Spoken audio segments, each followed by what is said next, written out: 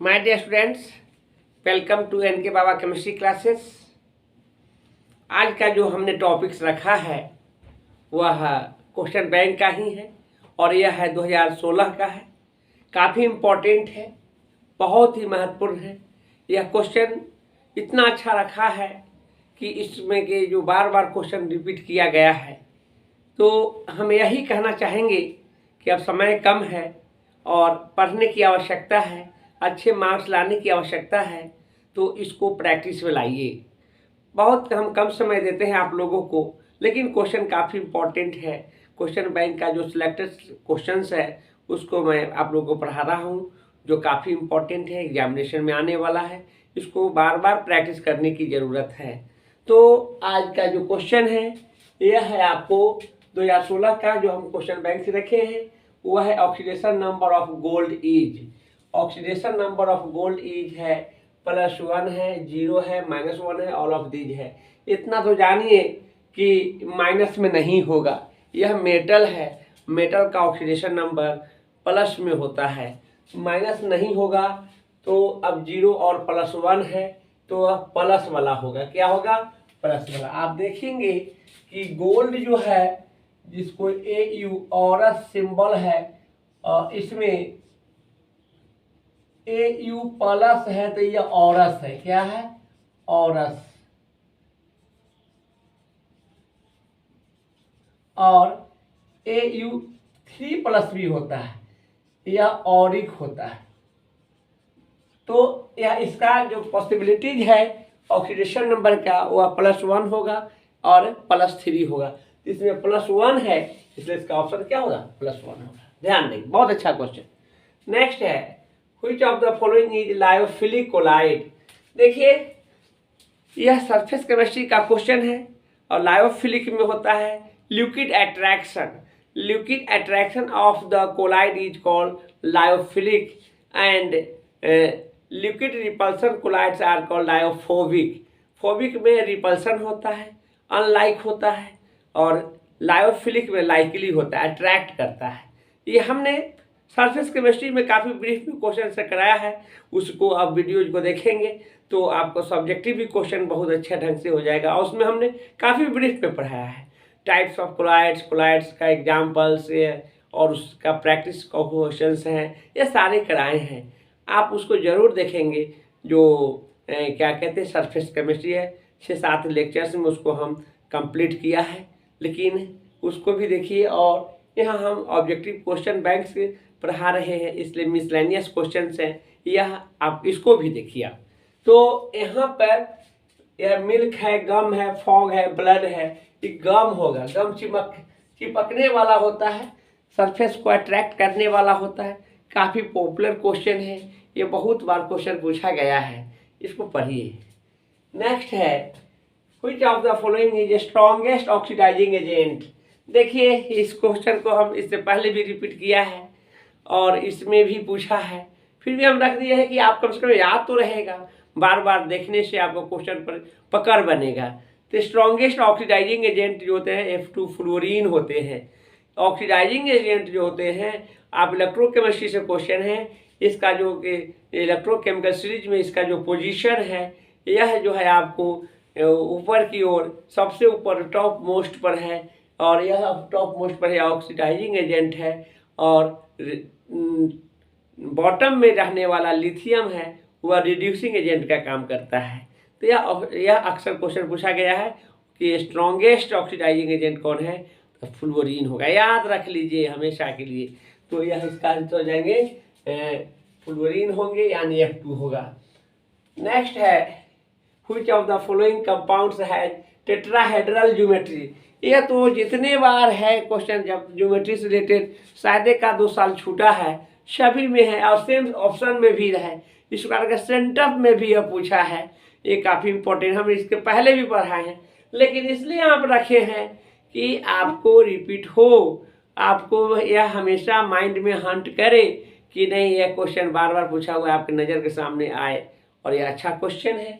यानी इसका जो है टेट्राहेड्रल होता है, यह D है, निकेल टेट्राक्लोरो निकेल है, नेकलेट है, 2 है। इसमें इसका ऑक्सीडेशन नंबर हो जाएगा 2 हो जाएगा, और यह जो है टेट्राहेड्रल है। बाकी जो इसमें के है सब 4 वाला ही है। तो यह है स्क्वायर प्लेनर, ध्यान रखेंगे वह टेट्राहेड्रल है। तो यहाँ से यहाँ से यह जो ऑप्शन है यह है आपको स्क्वायर प्लेनर होगा। आप जानिए कि 4 लिगेंड्स वाला होगा उसका 2 ही कंडीशन होगा, वह होगा आपको या तो टेट्राहेड्रल होगा या स्क्वायर प्लेनर होगा। स्क्वायर प्लेनर के रूप में आप ये सारे हैं। और यह जो है Cl4 और NiCO के होल 4 वो भी टेट्राहेड्रल होता है। तो इस तरह से आप जानेंगे बेहतर है। यह जान के इसको भी जानिए आप लोग, इसको भी जानिए। हो सकता है कि आपको स्क्वायर प्लेनर वाला क्वेश्चन पूछ दे, तो दिमाग में कि NiCl4 PdCl4 और PdCl4 यह जो है स्क्वायर प्लेनर होता है। नेक्स्ट है बहुत अच्छा है, ये भी रिपीट किया है। Half life for first order reaction is, T half का मतलब हाफ लाइफ होते हैं। यह आपको केमिकल काइनेटिक्स का क्वेश्चन है और केमिकल काइनेटिक्स में ये क्वेश्चन को लिखा है और फर्स्ट ऑर्डर का है, जिसमें इसका जो हाफ लाइफ रिएक्शन का जो वैल्यूज होते हैं 0.693/K होता है। ये प्रूफ करके हम बतलाएंगे 5 मार्क्स के क्वेश्चन में। यह हो जाएंगे आपको 0.693/K। काफ़ी इंपॉर्टेंट क्वेश्चन है। नेक्स्ट है Faraday's law of electrolysis is related to, ये भी यह इलेक्ट्रोकेमिस्ट्री का क्वेश्चन है। इलेक्ट्रोकेमिस्ट्री में फैराडेज लॉ टू लॉज होते हैं, उसमें first law and second law. Second law जो होते हैं वो इक्विवेलेंट मास से रिलेटेड होते हैं, इक्विवेलेंट वेट से रिलेटेड होते हैं। यानी amount of the electrode is directly proportional to equivalent weight of the electrode is known as Faraday's second law of electrolysis. तो इसमें हो जाएंगे आपको कौन होगा, तो इसमें हो जाएंगे इक्विवेलेंट वेट इलेक्ट्रोलाइट होगा। बहुत इंपॉर्टेंट क्वेश्चन है, याद रखेंगे। नेक्स्ट है when quicklime is emerged in water the reaction is. देखिए क्विकलाइम और स्लैक्ड लाइम और लाइमस्टोन, या लाइमस्टोन होते हैं CaCO4, क्विकलाइम होते हैं CaO कैल्शियम ऑक्साइड, और लाइम स्लैक्ड लाइम होते हैं कैल्शियम हाइड्रोक्साइड CaOH2। तो यहाँ पर यह एक्सोथर्मिक होगा। जब लाइमस्टोन चूना पत्थर को पानी में रखते हैं तो वह हीट रिवॉल्व होता है, बाहर निकलता है, बाहर निकलेगा तो उसे हम क्या कहेंगे, एक्सोथर्मिक रिएक्शन कहेंगे। इसका आंसर यही होगा। नेक्स्ट है shape of D orbital is, D orbital का शेप कैसा होगा, तो डबल डम्बल होता है। एस का स्फेरिकल होता है, पी का डबल होता है डम्बल होता है, और डी का डबल डम्बल होता है, एफ का कॉम्प्लिकेटेड होता है। एफ का जो इतने भास्ट है उसको सरफेस पर हम उसे शेप को रिप्रेजेंट नहीं कर सकते हैं, जबकि डी का डबल डम्बल, पी का डम्बल और एस का स्फेरिकल होता है। इसका आंसर हो जाएंगे shape of D orbitals double dumbbell. आप जानेंगे यही है डबल डम्बल।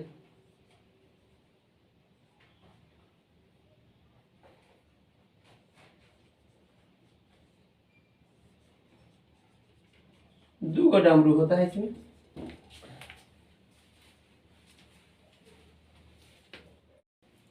तो नेक्स्ट क्वेश्चन है cinnabar. Cinnabar is a ores of mercury. Mercury का ओर्स होता है और मर्क्यूरी का Hg होता है, तो यहाँ पर HgS होगा। बहुत इंपॉर्टेंट क्वेश्चन है।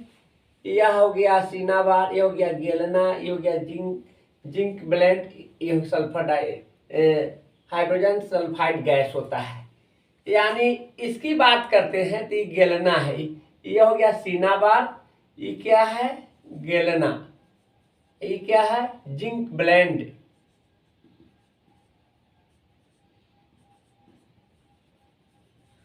ये भी इंपॉर्टेंट है। तो इसका आंसर कौन होगा, सिनेबार कहेगा तो हो जाएंगे आपको HgS। यदि गेलना कहता तो PbS।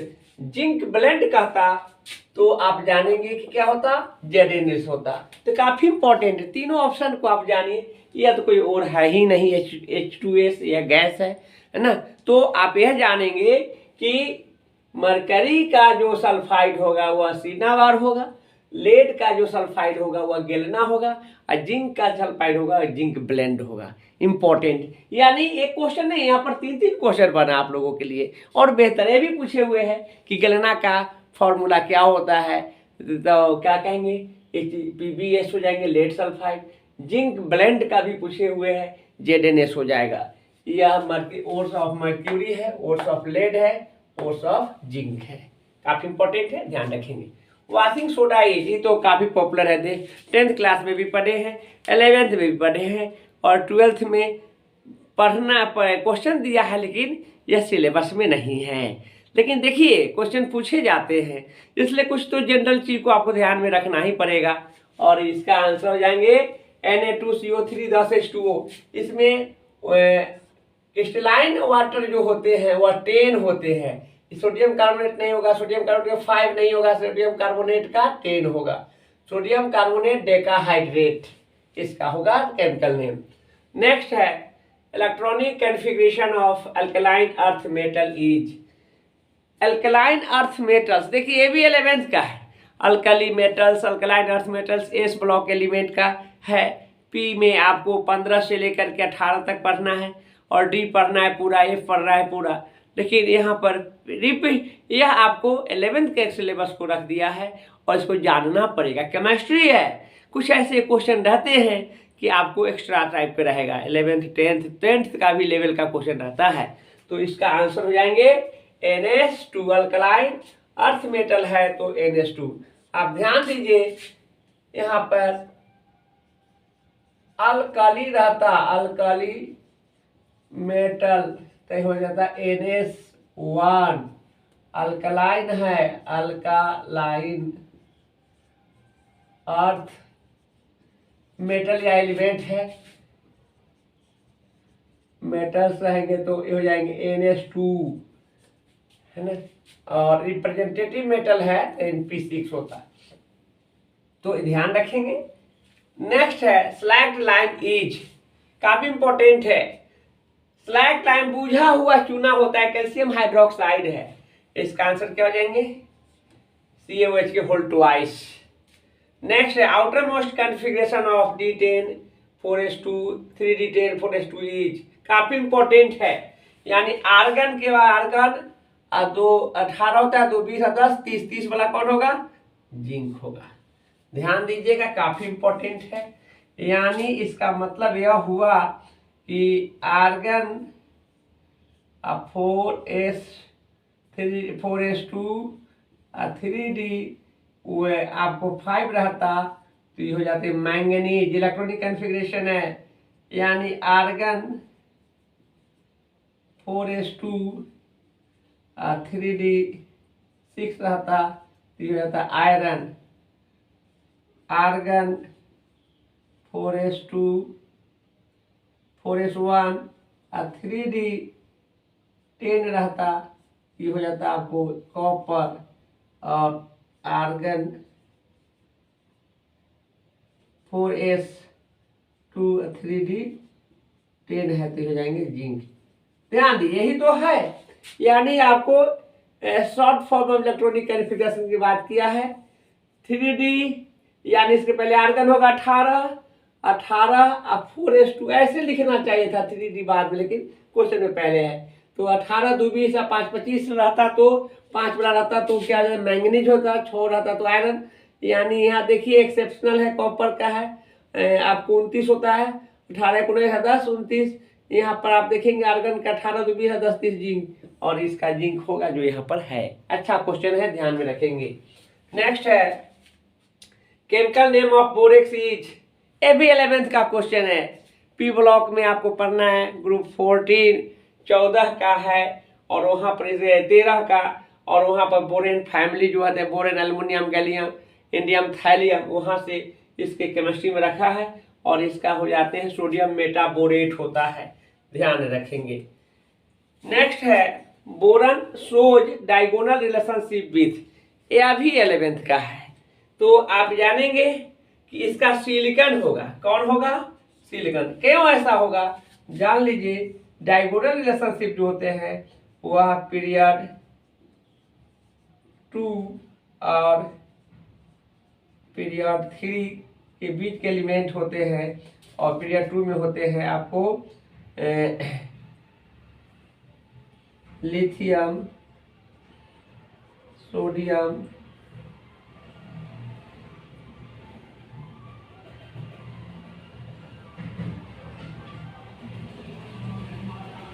मैग्नीशियम,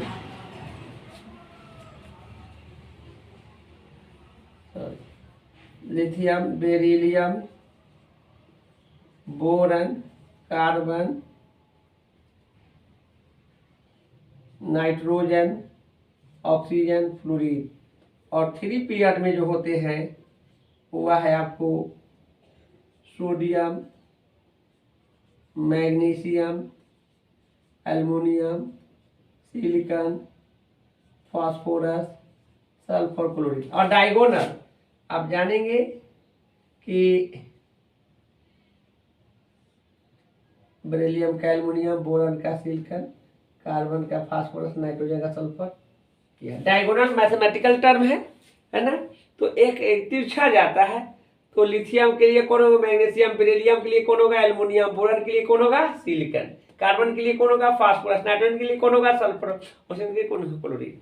इसका पीरियड 3 का फर्स्ट एलिमेंट और पीरियड 2 का लास्ट एलिमेंट का कोई डायगोनल रिलेशनशिप नहीं होगा। तो देखिए यहाँ पर बोरन का रहा है बी के लिए क्या हो जाएंगे? SI हो जाएंगे, है ना। यदि आपसे पूछता कि बेरिलियम के लिए तो हो जाता कौन सी? एल्यूमिनियम होता।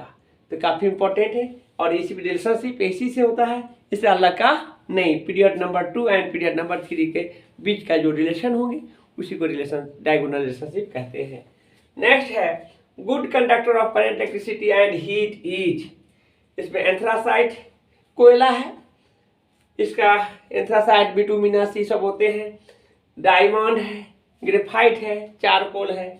तो diamond and graphite both are allotropes of carbon and diamond is very hard network crystalline solid but graphite is soft physical properties है।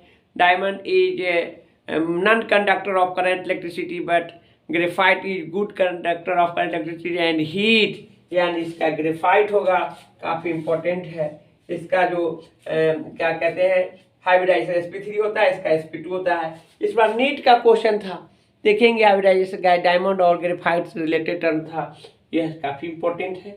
तो इस प्रकार से हमने इंपॉर्टेंट क्वेश्चन रखा है, इसको पढ़िए, प्रैक्टिस कीजिए। हम आपके पूरे के पूरे पढ़ाएंगे। हमने कहा भी है कि फिजिक्स और बायो का भी है, इसको भी कल से पढ़ाएंगे। थोड़ा समय के अभाव में हम नहीं पढ़ा पा रहे हैं, है ना। लेकिन आप लोग पढ़िए, कम समय में हो जाएगा। इसके बाद सब्जेक्टिव पढ़ा देंगे, इसमें कल से बायो भी रखेंगे, बायो का भी उसको पढ़ा देंगे बेहतर ढंग से। फिजिक्स का भी पहले ऑब्जेक्टिव फिजिक्स और बायोलॉजी दोनों ऑब्जेक्टिव पढ़ाएंगे, उसके बाद सब्जेक्टिव में इंपॉर्टेंट क्वेश्चन को गेस करा देंगे और वही सब आएगा। तो आज के लिए मैं इतनी ही रखता हूँ। इसको पढ़ते रहिए आप लोग, बार बार पढ़िए, कम समय है, बहुत बेहतर रिजल्ट आएगा।